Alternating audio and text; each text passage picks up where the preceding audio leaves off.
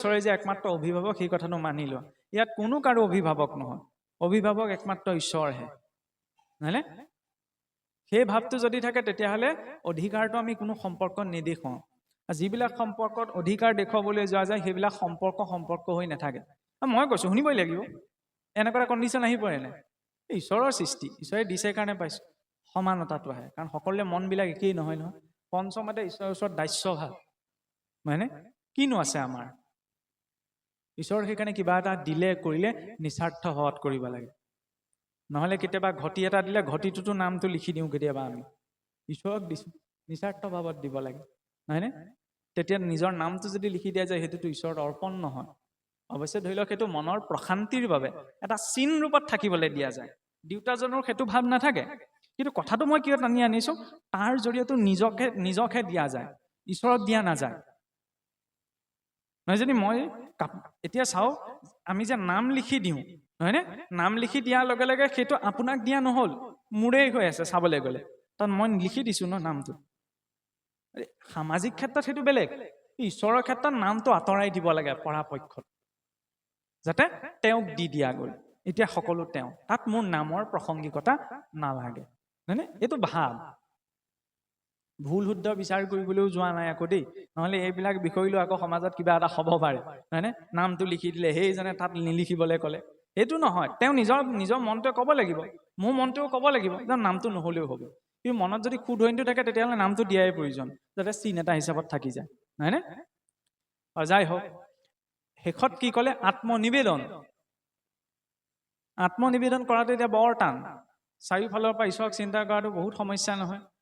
সেইবাবে চাওকচোন, যেতিয়া জগতত প্ৰথম সৃষ্টি কৰিছিল ঈশ্বৰে, সৃষ্টি সংকল্প কৰোঁতে প্ৰথম প্ৰকৃতিক স্বজন কৰিলে।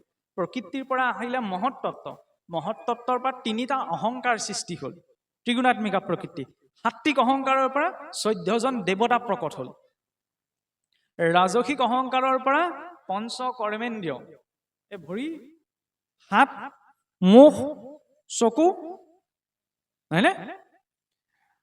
গুহ্য আৰু লিংগ, এই পঞ্চকৰ্মেন্দ্ৰিয় আৰু পঞ্চ জ্ঞানেন্দ্ৰিয়, জিভাখন, ছালখন, চকু দুটা, কাণ, নাক, এই 10 ইন্দ্ৰিয় আৰু মনটোৰ লগত লগ লাগি একাদশ ইন্দ্ৰিয় ৰজোগুণৰ পৰা সৃষ্টি হ'ল।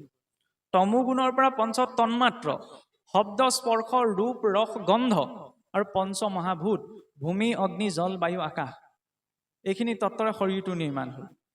এই গোটেইখিনি বস্তু অহংকাৰৰ পৰা সৃষ্টি হৈছে। সেইবাবে এই গোটেইখিনিত অহংকাৰটো জড়িত হৈ থাকে। আৰু কাম, ক্ৰোধ, লোভ, মোহ, এইবিলাক নীতি নিয়মত থাকিলে অকণমান সংযম কৰিব পাৰি, হয়নে নহয়? আচল সমস্যা কি? এই অহং মম ভাৱটো। মাতৃ যশোদাই ভগৱান কৃষ্ণক বান্ধিবলৈ যাওঁতে নন্দ মহাৰাজৰ 1 লাখ গৰু আছিল, 1 লাখ পঘায়ো নোৱাৰিলেগে, দুৱাঙুলত থাকি গ'ল। মাতৃ যশোদাৰ মনত কি কাম ভাৱ আছিল নি? ক্ৰোধ ভাৱ আছিল নি? লোভ আছিল নি? মদ মাচৰ্য ঈৰ্ষা শুই আছিল জানো? একো নাই। কিয় নোৱাৰিলে দুৱাঙুলত? মই মোৰ ভাৱ। বহুত উচ্চ পৰ্যায়লৈ থাকেগৈ অহংকাৰ, হয়নে?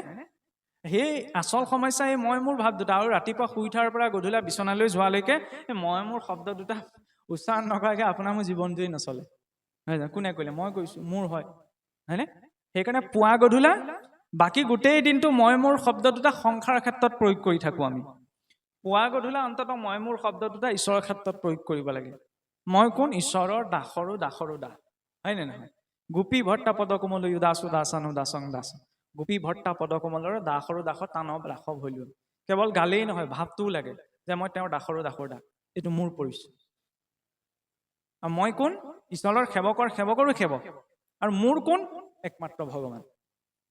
সেইখিনি সময়ত মই মোৰ ভাৱটোৰো সাৰ্থকতা আহে। কিন্তু যদি কেৱল সংসাৰৰ ক্ষেত্ৰতে মই মোৰ শব্দটা প্ৰয়োগ কৰি থাকোঁ, তেতিয়াহ'লে তেওঁ বন্ধনত সোমাই গৈ থাকে, বদ্ধতাত সোমাই গৈ থাকে। এতিয়া অহংকাৰৰ পৰা সৃষ্টি হোৱা কাৰণে সমস্যা গোটেইকেইটাত আছে। এই কিছুসকলে এতিয়া চাবচোন দেই, কথাবিলাক আচলতে বহল দৃষ্টিভংগীৰে চাব পাৰিলে ভাল হয়। এই সত্যগুণৰ পৰা যি 14জন দেৱতা প্ৰকট হ'ল, সেই 14জন দেৱতাক ঈশ্বৰে ক'ত অধিষ্ঠান দিলে? আমাৰ শৰীৰত।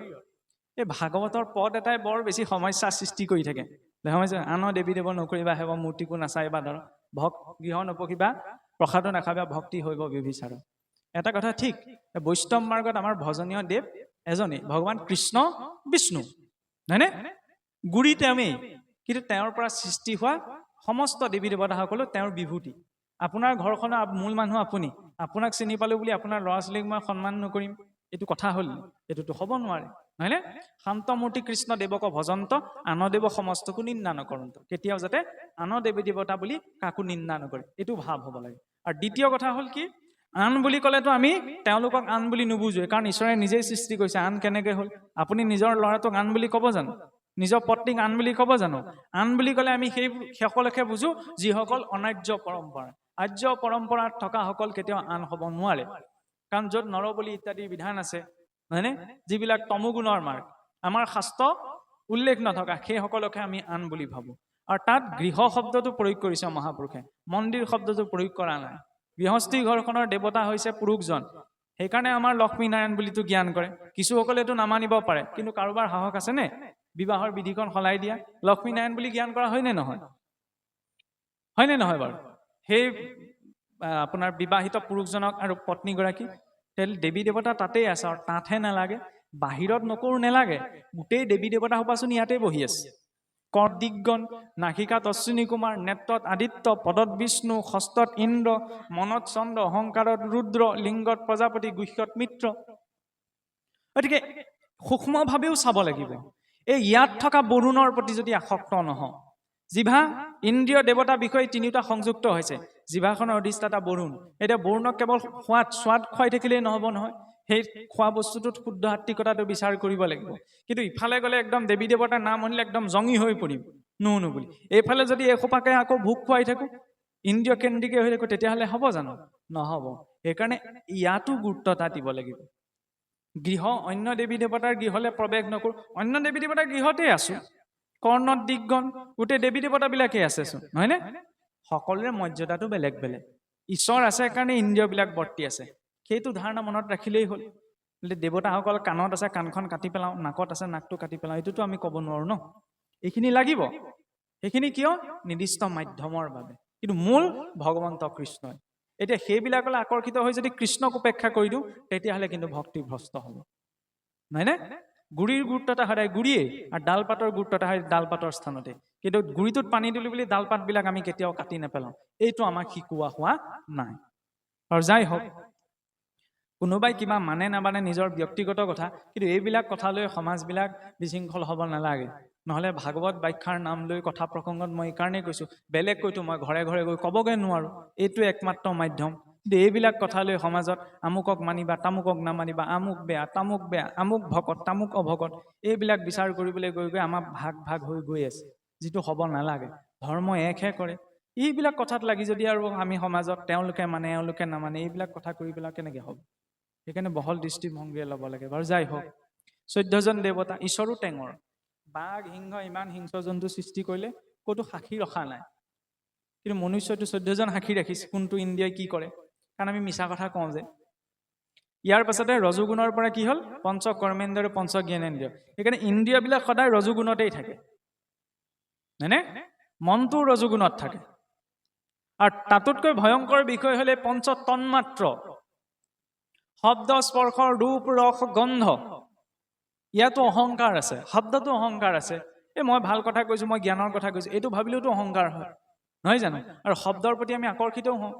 কোনোবাই ভাল কথা কৈছে, আকৰ্ষিত হৈছো, কিন্তু জৰুৰী নহয় ভাল কথা কোৱা ব্যক্তিজনেই যে ভালেই হ'ব, হয়নে? সেইকাৰণে তাতো ৰজোতম গুণৰ প্ৰভাৱ আছে। ৰূপ, ৰূপতো সমস্যা আছে। ৰূপটো যদি ধুনীয়া হয়, সাজ পোছাক যদি ধুনীয়া হয়, তেতিয়া মানুহজনৰ ওপৰত সহজে বিশ্বাস উপজায়। সেইটোও জৰুৰী নহয়, ৰূপ ধুনীয়া হ'লেই যে ব্যক্তিজনো ভাল হ'ব। পুতনাটো ভিতৰি ভাল নাছিল ন, কিন্তু ভাল ৰূপ লৈতো গৈছিল, আছিলতো ৰাক্ষসী। ঈশ্বৰৰ সন্মুখলৈ গ'লে সেইকাৰণে বাস্তৱিকতা লৈ যাব লাগে। গোসাঁই ঘৰলৈ গ'লো, চাকি গছ জ্বলালো, ধূপ জ্বলালো, ঘোষা গালো, কীৰ্তন গালো, গুচি আহিলো, কিন্তু নিজৰ জীৱনত যিখিনি পৰিৱৰ্তনৰ প্ৰয়োজন সেইখিনি বিষয়ে জানো ঈশ্বৰক ক'লো? যদি সেইখিনি স্বীকাৰ কৰা নাই, ঈশ্বৰে মোক দেখিলেও চকুকেইটা ঢাকিহে দিব। যিদৰে পুতনাক দেখি পেলাই ঈশ্বৰে চকু ঢাকি দিছিল, তই হৈছ ৰাক্ষসী, কিন্তু মোক ঈশ্বৰ বুলি জনাৰ পাছত মোৰ সন্মুখলে তই এগৰাকী সুন্দৰ ভদ্ৰ মহিলাৰ ৰূপত আহিছ। পুতনাই গতি পাইছে, কিন্তু স্নেহটো পোৱা নাই। ঈশ্বৰৰ সন্মুখলৈ গৈ সেইকাৰণে বাস্তৱিকতা কি ঠিক, মই ইয়ালৈ ভকতৰ হাজত আহিছো, মোৰ ভিতৰত কপটতা যদি আছে আপুনিতো মোক নাই দেখা, ঈশ্বৰ উপাসনা সেইবাবেই প্ৰয়োজন যাতে ঈশ্বৰৰ সন্মুখলৈ গৈ মোৰ জীৱনত যিখিনি পৰিৱৰ্তনৰ প্ৰয়োজন তাৰ বিষয়ে যাতে মই তেওঁক প্ৰত্যক্ষ ৰূপত ক'ব পাৰোঁ। ইয়াৰ পাছত শব্দ স্পৰ্শ অবিহনেতো একোৱেই নহয়, হয়নে নহয়? আমি যে সংসাৰখনৰ ক্ষেত্ৰত প্ৰেম শব্দটো প্ৰয়োগ কৰোঁ, সংসাৰত কোনেও কাকো প্ৰেম ভাল পোৱা সম্ভৱেই নহয়। সেইটো মনৰ এটা ভ্ৰমহে। কাৰণ আপোনাক মোক যদি কোৱা হয় যে এনেকুৱা এজন ব্যক্তিক ভাল পোৱা যাক তুমি শব্দৰে শুনিব নোৱাৰা, এনেকুৱা এজন ব্যক্তিক তুমি ভাল পোৱা যাক তুমি স্পৰ্শ কৰিব নোৱাৰা, এনেকুৱা এজন ব্যক্তিক ভাল পোৱা যাৰ তুমি ৰূপ দৰ্শন কৰা নাই, সম্ভৱ হ'বনে প্ৰেম? হয়নে? য'ত শব্দ স্পৰ্শৰ ৰূপ ৰস গন্ধ আছে তাত প্ৰেম সম্ভৱেই নহয়, এইটো ভ্ৰম। সেইখন গোটেই কামালটো কৰ হয় ছালখনৰ, হয়নে? চব কেমিকেল ৰিয়েকশ্যন, তাৰ বাহিৰে একোডাল নাই, সঁচা কথা ক'বলৈ গ'লে। আৰু আজিকালি গোটেই জগতখনতো যিমান সমস্যা হৈছে তাৰ মূলতে হৈছে ছালখন। এই ছালখনে সন্মানটোহে ৰাখি থৈছে। এইখন এৰুৱাই দিলে ময়ো আপোনাৰ ওচৰলৈ নাযাওঁ, আপুনিও মোৰ ওচৰলৈ নাহে, হয়নে নহয়? গতিকে কাৰণ আজিৰ জগতত প্ৰেম বুলি ক'লে ধৰি লওক ল'ৰাই ছোৱালীক, ছোৱালীয়ে ল'ৰাক ভাল পোৱা সেইটোকে বুজা যায়, নহয় জানো? সেইটোৱে নহয়, তাত প্ৰেম সম্ভৱেই নহয়। সেইটো এটা সম্পৰ্কহে। সম্পৰ্ক সকলোৰে সৈতে ৰাখিব পাৰি, হয়নে? যেতিয়া এজন মুখ্যমন্ত্ৰী হয়, মুখ্যমন্ত্ৰীজনেতো ধৰি লওক বিৰোধী দলৰ সৈতেও সম্পৰ্ক ৰাখিব লগা হয়, হয়নে নহয়? কিন্তু সম্পৰ্কহে ৰাখিছে, তাত প্ৰেম ভাল পোৱা নাই নহয়। ঠিক তেনেদৰে সম্পৰ্ক সকলোৰে সৈতে ৰাখিব পাৰি, কিন্তু সকলোৰে ক্ষেত্ৰত প্ৰেম কৰিব নোৱাৰে। প্ৰেম একমাত্ৰ ঈশ্বৰৰ ক্ষেত্ৰতহে পাৰি, য'ত তেওঁক আমি প্ৰত্যক্ষ ৰূপত শুনা নাই, য'ত আমি স্পৰ্শ কৰা নাই তেওঁক, নহয়নে? য'ত তেওঁ আমি প্ৰত্যক্ষ ৰূপটো দেখা নাই, তথাপি তেওঁৰ প্ৰতি শ্ৰদ্ধা ভক্তি আছে, সেইটো হৈছে বিশুদ্ধ স্বৰূপ প্ৰেমৰ। য'ত স্পৰ্শৰ গুৰুত্বতা নাই, য'ত ৰূপৰ গুৰুত্বতা নাই, য'ত শব্দৰ গুৰুত্বতা নাই, এইবিলাক নাথাকিলেহে প্ৰেম সম্ভৱ। কাৰণ এই লৌকিক জগতখনতো এইকেইটা নহ'লে কোনেও মানুহে কাকো ভালেই নোপোৱা হৈ যাব, হয়নে? সেইকাৰণে এই পঞ্চতন্মাত্ৰৰ প্ৰকট তমো গুণৰ পৰা। আৰু এইসমূহ শৰীৰত থাকোঁতে লগতে আকৌ কাম ক্ৰোধ লোভ মোহ এসোপা আছেই, নহয়নে? কেনেকৈ আমি ঈশ্বৰক আত্মসমৰ্পণ কৰিম? বহুত টান। পূৰ্বতে ঋষিমুনিসকলে বহুতে আপোনাৰ বায়ু ভোজন কৰি গছৰ সৰাপাত খায়ো আত্মসংযম কিছুসকলে হ'ব পৰা নোৱাৰিছিল। তাত কি দেখুৱাইছে? ইন্দ্ৰিয়বিলাক ইমান প্ৰবল, আমি সাধাৰণ মনুষ্যই কেনেকৈ পাৰিম? সেইকাৰণে কি কৰিলে? লাহেকৈ গাড়ীখনৰ ইউটাৰ্ণ লৈ ঘূৰাই দিয়া। ইন্দ্ৰিয়বিলাক বিষয় ভোগলৈ ঘূৰি আছিল ন? মুখখনৰ পটককৈ বেয়া কথাটো ওলাই, নাকে বেয়া গোন্ধটো পায়, মনেৰে নিগেটিভটোৱে প্ৰথমতে ভাবে। গতিকে ডিৰেকশ্যনটো সলাবলৈ কি ক'লে? আত্মনিবেদন। কৰ্ণে শুনে কৃষ্ণ কথা, মুখে বোলে ৰাম, মনে পাদ পদ্মস্মৰে হস্তে কৰে কাম। কৃষ্ণৰ প্ৰতিমা দেখে চক্ষুৱে ভক্তক, বিষ্ণু বুদ্ধি কৰি হিৰে নমে সমস্ত। নিৰ্মাল্য তুলসী ঘ্ৰাণ লৱে না শিকায়, বিষ্ণুৰ নৈবেদ্য মাত্ৰ আস্বাদে জিহ্বায়। পদে বিষ্ণু বৈষ্ণৱ ক্ষেত্ৰক চলি যায়, এহি মত ইন্দ্ৰিয়ৰ বৃত্তি সমূলায়। নে কাণেৰে হৰি কথা শুনাত, মুখেৰে হৰি কথা কোৱাত, মিতিৰ কুটুমৰ সৈতে কথা পাতোতে বোলে কৃষ্ণ নিজৰ ইষ্টদেৱৰ নামেৰে সম্বোধনটো কৰিব লাগে, যাতে সাংসাৰিক কথা পাতোতেও ইষ্ট চিন্তন হৈ থাকে, নহয়নে? ইমানকণহে কৰিব লাগে। কিন্তু সেইখিনি সময়ততো আমি ঈশ্বৰৰ নাম কোনেও নলওঁ। ৰামকৃষ্ণ নাম ভকতৰ সমাজত গ'লেহে বেছিকৈ গুৰুত্ব এটা দিওঁ, তাতো লাগিব। সেইটো ব্যৱহাৰিক প্ৰয়োগ। মনটো কিয় দিলে? তেওঁক চিন্তা কৰাৰ বাবে। মানুহজনলৈ চালে প্ৰথমতে আমি মুখখনলৈ চাওঁ, নহয়নে? ভগৱন্তলৈ চাওঁতে প্ৰথমতে কিহলৈ চাব লাগে? চৰণলৈ, ভৰি দুটালৈ। কাৰণ আশ্ৰয় ক'ত আছে? চৰণত। চৰণৰ পৰা চিন্তা কৰি ক্ৰমাৎ বোলে মস্তকলৈকে যাব লাগে, পুনৰ আকৌ মস্তকৰ পৰা চৰণলৈ গুচি আহিব লাগে।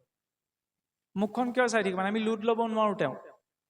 অৰ্জুনকতো জ্ঞানৰ চক্ষু দি দিছিল, কিন্তু শেষত কি ক'লে? প্ৰভু, এই জ্ঞানৰ দৃষ্টিৰে মই তোমাৰ এই বিৰাট স্বৰূপ চাই থাকিব নোৱাৰোঁ, তুমি এই ৰূপ সম্বৰণ কৰা। আমি কেনেকৈ পাৰিম তেতিয়াহ'লে? আৰু ভগৱানে যে সম্পূৰ্ণ প্ৰত্যক্ষ ৰূপত দৰ্শন দিয়াটো বহুত ডাঙৰ কৃপা। তেওঁ যদি দৰ্শন দিবলৈ হয়, আমাৰ খোৱাকণো নোহোৱা হৈ থাকিব। কিয় জানেনে? ক'ৰবালৈ মই যাত্ৰাই পথত গৈ আছোঁ, গৈ থাকোঁতে যেনিবা ধুনীয়া ঘৰ এটা দেখিলোঁ। ঘৰটো দেখাৰ লগে লগে চকুটো যায় নাই, বোলো ঘৰটো ধুনীয়া লাগিছে দেই, ধুনীয়াকৈ ৰাখিছে। কোনোবাই যদি ক'ৰবালৈ দামী কাপোৰ এযোৰ পিন্ধি যায়, ভাল বেয়া পিছত, কাপোৰযোৰ ক'ৰ পৰা ল'লে? দামী গাড়ী এখন গৈছে, গাড়ীখন ক'ৰ পৰা ল'লে? কি কথা? সুধো নে নুসুধো? হয়নে? যিটো মানুহে ধুনীয়া ঘৰটো দেখি লাগি চাইছে, যিটো মানুহে কাপোৰযোৰত গুৰুত্ব এটা দিছে, যিটো মানুহে দামী মোবাইলটোত গুৰুত্ব এটা দিছে, আমাৰ আইসকলেও হুলৰ শৃংগাৰহে কৰে। আজিকালি হুলৰ শৃংগাৰৰ প্ৰয়োগ নাইকিয়া হৈছে। ভগৱানেতো ৩২ প্ৰকাৰ অলংকাৰ পিন্ধে, সেইসোপা পিন্ধি যদি সন্মুখলৈ আহি পেলাই লুট ল'ব পাৰিবনে?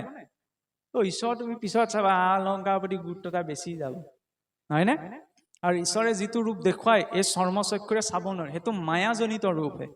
ইন্দ্ৰিয় গ্ৰাহ্য যিটো ৰূপ সেইটো মায়াজনিত, তেওঁক ধাৰণাহে কৰিব পাৰি, অৰ্থাৎ অনুভৱহে কৰিব পাৰি। অনুভৱটো কোনেও দেখুৱাই দিব নোৱাৰে, চেনীৰ মিঠা সোৱাদটো কোনেও দেখুৱাই দিব নোৱাৰে, নহয়নে? তাক নিজে স্বাদ কৰা যায়, তাৰ জৰিয়তে জনা যায়। ভগৱন্তও ঠিক তেনেকুৱা। আৰু তাৰ মাধ্যম দিলে কি? নাম, নহয়নে? এতিয়া সেই নাম বুলি কওঁতে চাওকচোন, নাম লৈয়ে আছো। এতিয়া নামত কৃষ্ণ যিহেতু পূৰ্ণ, সেইবাবে নামতো পূৰ্ণত্ব আছে। কোনোবাই গীতা ভাগৱত নুবুজাকেও যদি পাঠ কৰিছে, যদি তেওঁ ভাৱেৰে পাঠ কৰিছে, মনত আনন্দ বৃদ্ধি পায়। নামঘাট কীৰ্তনত কি গাইছে ধৰিব পৰা নাই, কিন্তু তেওঁ গাই গৈ আছে, মনটো আনন্দ বৃদ্ধি পাই যায় নে? এইটো আধ্যাত্মিক আনন্দ। যেতিয়া নামৰ সৈতে ভাৱটো জড়িত হয়, তেতিয়া সি সাধনালৈ ৰূপান্তৰ হয়।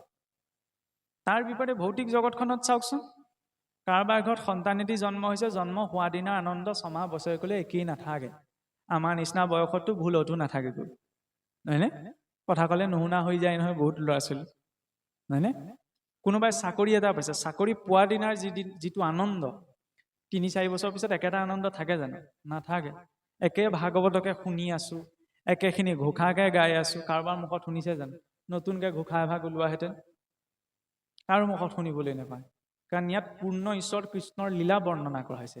যিমানে ভাৱপূৰ্ণভাৱে ইয়াক শ্ৰৱণ কীৰ্তন কৰা যায়, সিমানে মনত আনন্দ বৃদ্ধি পায়। আৰু তাক উচ্চাৰণ কৰিলে শৰীৰত এটা ভাল ৰসায়নো বোলে নিৰ্গত হয়। তাক বিজ্ঞানীসকলৰ নাম দিছে আনন্দামাই, আনন্দ অনুভৱ হয়, হয়নে? সেইকাৰণে শুদ্ধ আত্মিক কথাখিনি ক'ব লাগে, শুনিব লাগে, যাতে মনটো অন্তত পবিত্ৰ হৈ থাকে। মন পবিত্ৰ কৰাটো বহুত ডাঙৰ। এবাৰ যদি মনটো অপবিত্ৰ হৈ যায়, পবিত্ৰ কৰিবলৈ বহুত সময় লাগে, এটা জীৱনো কম হ'ব পাৰে, হয়নে? বগা ধুতিখনত দাগ এটা লাগিলে যোৱাবলৈ বৰ টান লাগে নহয়, দাগবিহীন জীৱন এটা লাগে। তাৰ বাবে আত্মনিবেদন এইখিনি ব্যৱস্থা। বোলে কৰ্ণে শুনে কৃষ্ণ কথা, মুখে বোলে ৰাম, মনে পাদ পদ্মস্মৰে, হস্তে কৰে কাম, হাতেৰে ঈশ্বৰৰ কৰ্ম। ঈশ্বৰৰ কৰ্ম কোনখিনি? প্ৰত্যেকজন ব্যক্তিয়ে নিজৰ জীৱনত পোৱা প্ৰতিটো কৰ্ম ঈশ্বৰৰ। যেতিয়া উশাহ নিশাহ, এটা উশাহ নিশাহ আমি নিজে ল'ব পৰা নাই, ঈশ্বৰে দি আছে কাৰণে পাই আছো, নহয়নে? তেতিয়াহ'লে এই ঘৰটো সাৰোতেও, জেওৰাখন দিবলৈ যাওঁতেও, নামঘৰ লেপন কৰোঁতেও, সেইটো ঈশ্বৰৰ কৰ্ম। খালি ভাৱটো লাগে যে ঈশ্বৰে দিছে কাৰণে মই কৰিবলৈ পাইছো। কাৰণ চাকি গছ জ্বলোৱাত যিমান পুণ্য আছে, তাতোতকৈ বেছি হৰি মন্দিৰ মাৰ্জনত আছে, হয়নে? কিন্তু আমি হৰি মন্দিৰ মাৰ্জন কৰাটো এইটো মোৰ কাম নহয়, ইটোহে বেছি প্ৰাধান্যতা দিওঁ। ঈশ্বৰ ভক্তিৰ ক্ষেত্ৰত, সেৱাৰ ক্ষেত্ৰত কৰ্মৰ তাৰতম্য নাই। মহাৰাজ অম্বৰীশ তাৰ প্ৰত্যক্ষ প্ৰমাণ। মহাৰাজ অম্বৰীশে সদায় হৰিক পূজাৰ বাবে যায়। এজনে চন্দন পিহি দিয়ে, এজনে পুষ্প চয়ন কৰি দিয়ে, এজনে ভোগ বনাই দিয়ে। যথা সময়ত তেওঁ ৰজা হয় আৰু গৈ পেলাই ঈশ্বৰক অৰ্পণা কৰে, স্তুতি কৰি গুচি আহে। কিন্তু এদিন থাকোঁতে থাকোঁতে তেওঁৰ ভাৱ ইমান গভীৰ হৈ পৰিল যে মই ঈশ্বৰক সেৱা কৰিছোঁ ঠিকেই, কিন্তু মই বেছিকৈ সেৱা কৰিবলৈ পোৱা নাই নহয়। মোকচোন ফুল বেলেগেহে গোটাই দিয়ে, মোকচোন ভোগ বেলেগেহে বনাই দিয়ে, মোৰ মন্দিৰো বেলেগে মচি দিয়ে, মইচোন বেছিকৈ ঈশ্বৰৰ সেৱা কৰিবই পৰা নাই। হৰিটো পাইছোঁ, ঈশ্বৰৰ সেৱাৰ পিছদিনা গোটেই সকলোকে নিবৃত্তি দি দিলে, মই নিজে মচি লওঁ, নিজে গোটাই লওঁ। তাৰ ফলত ঈশ্বৰৰ সেৱা বেছি। এইটো হৈছে ভক্তৰ মনোভাৱ, সেৱা, নহয়নে? মই কৰাটো সেৱা নহয়, কিন্তু মই আহিছোঁ, কথা কৈছোঁ, মই গুচি যাম, ইয়াত মোৰ সেৱা নাই হোৱা। কিন্তু সেৱা এই অনুষ্ঠানটোত যিসকলে কৰ্তা কৰ্তা প্ৰবৰ্তা হৈ লাগি আছে, সেয়াহে আচল সেৱা। এইটো সেৱা নহয়, এইটো এটা মাধ্যম। সেইকাৰণে চাবচোন, মহাপুৰুষে ইমান পাঠ প্ৰসংগৰ ব্যৱস্থা ৰাখিলে, নহয়নে? নামৰ ক্ষেত্ৰতো হ'ব হোৱা নাম, দিহা নাম, থিয় নাম, ইমান বিভাগ ৰাখিলে। ক'ৰবাত শুনিলে নে ভাগৱত ব্যাখ্যা বুলিওতো এটা ৰাখিব পাৰিলেহেঁতেন, ৰাখিছিলে জানো? নাৰাখিলে। কাৰণ বৰকে ব্যাখ্যাত গুৰুত্ব এটা দিলে হয়, বুজাৰ বাবে ব্যাখ্যা প্ৰয়োজন, কিন্তু বুজোতে বুজোতে বৰ বেছি বুজাত গুৰুত্ব এটা হৈ যায়, তাৰ ফলত আচৰণত থাকি যায়। আমাক যিমানখিনি দিয়া গৈছে পৰ্যাপ্ত। আলোচনা কিয় লাগে? নজনা কথাটো জানিবলৈ, নুবুজা কথাটো বুজিবলৈ, নহয়নে? বছ। কিন্তু কেৱল আমি বুজি থাকিলেও নহ'ব, যি পোৱা গৈছে তাক নিষ্ঠা সহকাৰে পালন কৰিব লাগে। এতিয়া সেই মনেৰে চিন্তা কৰাৰ পাছত সি মূৰটো কিয় দিলে? ঈশ্বৰৰ বোলে নিৰ্মালি গ্ৰহণ কৰিবলৈ। ঈশ্বৰৰ নিৰ্মালি কেতিয়া প্ৰস্তুত হয়? এই যে অলপ আগত যে পূজাৰ প্ৰসংগ আহিছিল, ভগৱন্ত আমাৰ হৃদয়ত আছে ন, আসন ভাগত কেনেকে ভক্তজনে নিজৰ হৃদয়ৰ পৰা বিষ্ণুক অৰ্চন কৰিবলৈ নিজেই বিষ্ণুময় হ'ব লাগে। সেইকাৰণে প্ৰথম গুৰুৱে যি মানক ধ্যান দিয়ে, মানক ধ্যানৰ জৰিয়তে নিজক চিন্তা কৰে, চিন্তা কৰি নিজৰ শৰীৰত হৃদয় পদ্মত ঈশ্বৰৰ ৰূপটো আনে, আৰু সেই ঈশ্বৰৰ ৰূপটো প্ৰাণ বায়ুৰ জৰিয়তে ব্ৰহ্মৰন্ধ্ৰই দি বাজ হৈ সন্মুখৰ আসনত যে স্থিত হৈছে এইটো ভাৱনা কৰে। আৰু ভাৱনা কৰি ভক্তজনে কি ভাবে যে মোৰ সন্মুখত সেই আসনত ঈশ্বৰ উপবিষ্ট হৈছে, হয়নে?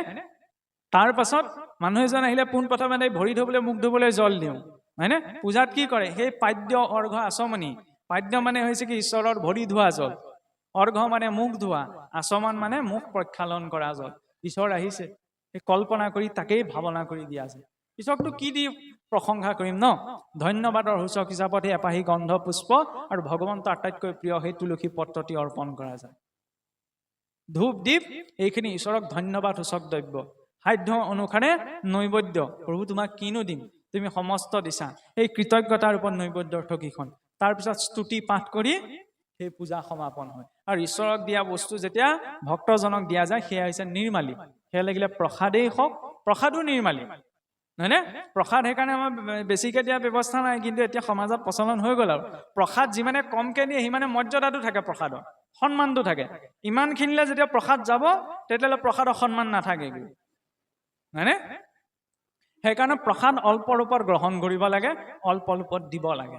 এইটো কথা সুকীয়া যে আমাৰতো ঘৰলৈ ভাগ দিয়ে, ঘৰৰ কোনোবা এজন সদস্য আহিব পৰা নাই, তেওঁলোকৰ বাবেও প্ৰসাদ অকণমান দি পঠিওৱা হৈছে, হয়নে? কিন্তু এইখন পাত নহয়, হয়নে? সেইখন পাত দিলে প্ৰসাদৰ মৰ্যাদাটো নাথাকে নহয়। ঘৰলৈ নিয়াৰ পিছত প্ৰসাদকেইটা সেইবোৰ ওপৰত সন্মান কৰা হয় জানো? কিন্তু হাততে এমুঠি দিয়কচোন, পৰম তৃপ্তিৰে খাব, নহয়নে? মগুমাকেইটা থাকিলে আঙুলিকেইটো চুপি চুপি খাব, হয়নে? কিন্তু এইখিনি যদি দি দিয়ে অনীহা অপজীৱ। তাৰ ফলত কি হয়? প্ৰসাদৰ অপমান হৈ যায় ন। সেইকাৰণে প্ৰসাদ অল্প ৰূপত গ্ৰহণ কৰোঁ। উদৰ পোৰে খাব নালাগে, ভাল বস্তু হ'লেও। উদৰ পোৰে গাহৰিয়েহে খায়, মানুহে নাখায়। উদৰ পোৰে খোৱাৰ পিছত গাত এলাহ লাগেগৈ নহয়, একো কাম কৰিবলৈ মন নাযায়, পেটটো উগাৰ আহিব আৰু যেন পৰি থাকোঁ, হয়নে? ভাল বস্তু সেইকাৰণে এনেকুৱাকৈ খাব লাগে যাতে শৰীৰৰ পেটটোৰ এটা অংশ খালী থাকে। খালী থাকিলে কি হ'ব? সেইখিনি হজম হ'বলৈ অকণমান শৰীৰটো সক্ৰিয় হৈ থাকিব ন। কিন্তু ইয়ালৈকে যাতে মোৰ ভৰ্তি হৈ যায়, মোৰ একো কৰিবলৈ মন নাযায়, হয়নে? সেইকাৰণে অল্প আহাৰী। অল্প মানে এইকণ খোৱাৰ কথা কোৱা নাই, নিজৰ পৰিমাণ সাপেক্ষে, আৰু সেইটো পৰিমাণটো ভিন্ন হ'ব পাৰে। ইয়াৰ পাছত কি ক'লে? চক্ষু দুটা কিয় দিলে? কৃষ্ণৰ প্ৰতিমা দেখে চক্ষুৱে ভক্তক। প্ৰতিমা মানে কি? ঈশ্বৰৰ প্ৰতীক। লাগিলে সেয়া সিংহাসন ভাগেই হওক, ঈশ্বৰৰ কোনোবা মূৰ্তিয়ে হওক, কোনোবা চিত্ৰপটেই হওক। ভগৱান যেতিয়া সৃষ্টিৰ প্ৰতিটো বিন্দুত আছে ন, সমস্ত ভূততে ব্যাপী আছো মই হৰি, সবাকো মানিবা তুমি বিষ্ণু বুদ্ধি কৰি। এই কথাটো যদি সত্য হয় তেতিয়াহ'লে ঈশ্বৰ সকলোতে আছে, হয়নে? আমি এতিয়া সকলোতে ভাৱনা কৰিব নোৱাৰো শিলটোতো যে ভগৱান আছে, কাৰণ আমাৰ চেতনাটো ইমান শুদ্ধ নহয়। সেইবাবে অন্ততঃ ঈশ্বৰৰ প্ৰতীকসমূহত যে ঈশ্বৰ আছে সেইটো ভাৱনা কৰিব লাগে, যে শাস্ত্ৰত যিদৰে ঈশ্বৰ আছে, ঈশ্বৰৰ সেই চিত্ৰপটখনতো ঈশ্বৰ আছে, হয়নে? সেইবাবে য'তে ত'তে ঈশ্বৰৰ চিত্ৰ ৰাখিবও নালাগে, আৰু য'তে ত'তে ঈশ্বৰৰ নামো লিখিব নালাগে। আমাৰ য'তে ত'তে লিখি দিয়া যায়। লিখি দিয়াৰ পিছত কি হয়? সেইকাৰণে চাবচোন, নাম নামী বস্ত্ৰখনো যে কঁকালৰ তলত, বা আজিকালিতো ভগৱানৰ নাম লিখা এনেকুৱা চোলা কাপোৰ ওলাইছে। সেই চোলা কাপোৰটো লেতেৰা হ'লে ক'ত ধুব? গা ধোৱা বাথৰুমটোত। যি ৰামকৃষ্ণ নাম আসনৰ কাপোৰখনত থাকে, সেই ৰামকৃষ্ণ নাম যেতিয়া সেই আপোনাৰ মূত্ৰ প্ৰস্ৰাৱ ত্যাগ কৰা বাথৰুমটোত থুকুচি দিব, কিটো থাকিলে আৰু? নামঘৰৰ কাপোৰখন নি ঘৰৰ বাথৰুমটোত আমি নুধুংগে নহয়, হয় নাই? বাল্টি এটা বেলেগকৈ কিনি আনো, চাৰ্ফ চাবোন বেলেগকৈ, তাৰপিছত বহুত সাৱধানতে ধোৱা যায়, হয়নে? সেইকাৰণে ৰামকৃষ্ণ নাম মন্ত্ৰতকৈও শক্তিশালী। মন্ত্ৰত বিধি নিষেধ আছে, সকলোৱে আমি মন্ত্ৰক উচ্চাৰণ কৰিবও নোৱাৰো, আৰু সকলো মন্ত্ৰত আমাৰ সকলোৰে অধিকাৰো নাই। কিন্তু নামত সকলোৰে অধিকাৰ আছে। যি নামে জীৱক তৰাব পাৰে সেই নাম য'তে ত'তে কিয় লিখিম? গোপনভাৱে ৰাখিব লাগে। নাম গুৰুৱে কাণে কাণে দিয়ে, হয়নে নহয়? এতিয়া চাব, আপোনালোকৰ ইয়াত বৰ ভাল কথা এটা দেখিছোঁ, নক'লোহেঁতেন কিন্তু মানে এতিয়া নাই কাৰণে কৈছোঁ। সাধাৰণতে আমাৰ যিবিলাক মাংগলিক অনুষ্ঠানৰ চিঠি পত্ৰ স্থাপন কৰা যায় ন, তাত চাবচোন সাধাৰণ কাগজ এখন হ'লেও তাত ভাগৱতৰ মূল মন্ত্ৰটো লিখি দিয়ে, কিন্তু আপোনালোকৰ লিখি দিয়া নাই। এইটো বহুত চিন্তাশীল ব্যক্তিৰ কামেই হ'ব, কাৰণ ভাগৱতৰ দ্বাদশাক্ষৰ মন্ত্ৰ গুৰুৱে কাণে কাণে শিষ্যক দিয়ে, আৰু মন্ত্ৰত সকলোৰে অধিকাৰ নাই যেতিয়ালৈকে গুৰুমুখে মন্ত্ৰ লোৱা নাযায়, হয়নে? এতিয়া যি দ্বাদশাক্ষৰ মন্ত্ৰত 12 স্কন্ধ ভাগৱতৰ সাৰ সোমাই আছে, সেই মন্ত্ৰ নিমন্ত্ৰণী পত্ৰত লিখা বস্তু হয় জানো? লিখাটো ডাঙৰ কথা নহয় এই চিঠিখন নি জানো মই গোসাঁই ঘৰত থমগে নথংগে নহয় অনুষ্ঠান গ'ল মই পেলাই দিবও পাৰোঁ তাৰ ফলত কাৰ অপমান হ'ল সেই দুখটোৱে কাক পাব মোক নাপায় মই নোচোৱাকৈ পেলাই যিজনে প্ৰস্তুত কৰিছিল নহয়নে সেইকাৰণে কয় যে শিষ্যই যদি বোলে কিবা অপৰাধ কৰে তাৰ দুখটো গুৰুকো পায় গুৰুৱেও পায় নহয়নে সেইবাবে কোৱা হৈছে কিছুমান বস্তু ব্যৱহাৰত বহুত সতৰ্কতা ঈশ্বৰৰ নিৰ্মালিকনো সেইকাৰণে আমি আৰু শুকাই যোৱাৰ পিছত য'ত তলত দলিয়াই নিদিওঁ কিয় নিদিওঁ প্ৰসাদকেইটা আমি দলিয়াই নিদিওঁ মানে কিবা পাছত খোৱাৰ যদি অনুপযোগী হৈ গৈছে তেতিয়াহ'লে আমি গৰুজনীক দি দিওঁ নহয়নে গৰুজনীক দিয়াটো সেইটো বেয়া কাম নহয় কাৰণ গুটো দেৱতুল্য বুলি আমি জ্ঞান কৰোঁ ন গু পূজিত ভগৱন্তৰ আটাইতকৈ প্ৰিয় নহয়নে কেতিয়াবাতো অনুপযোগী হৈ যাব এতিয়া কেঁচা মাহকেইটা থৈ দিওঁতে যদি বহুত ঘণ্টা থৈ দিয়া যায় বেয়া হৈ যাব সেইবুলিতো আমি দলিয়াই নিদিওঁ ন তাকো যথাযোগ্য স্থানতেই পেলোৱা যায় প্ৰতিটো বস্তু ইমান সূক্ষ্ম ব্যৱহাৰ আছে এই সৰু সৰু কথা কিছুমান আৰু কেতিয়াও প্ৰসাদ বাওঁ হাতত গলিয়াই খাব নালাগে পানী গিলাচ খাওঁতো আমি সোঁহাতেহে খাওঁ নহয় জানো বাওঁ হাতে কিবা বস্তু খাওঁ জানো কিন্তু কেতিয়াবা ধৰি লওক অভ্যাসগতভাৱে আহি যায় প্ৰসাদকেইটা বাওঁ হাতত লৈ খোৱা যায় তাৰ ফলত প্ৰসাদৰ মহিমা নষ্ট হয় আৰু প্ৰসাদ কেতিয়াও গলিয়াই নহয় গলিয়াই আমি পিলহে খাওঁ ঔষধহে খাওঁ নহয় জানো গোট খাই গলিয়াই ঈশ্বৰৰ প্ৰসাদ গলিয়াই নহয় সসন্মানে তাতো বিনয়ী ভাৱ হয়নে এইবিলাক হৈছে আচাৰ এই আচাৰতহে ধৰ্ম বৰ্তি থাকে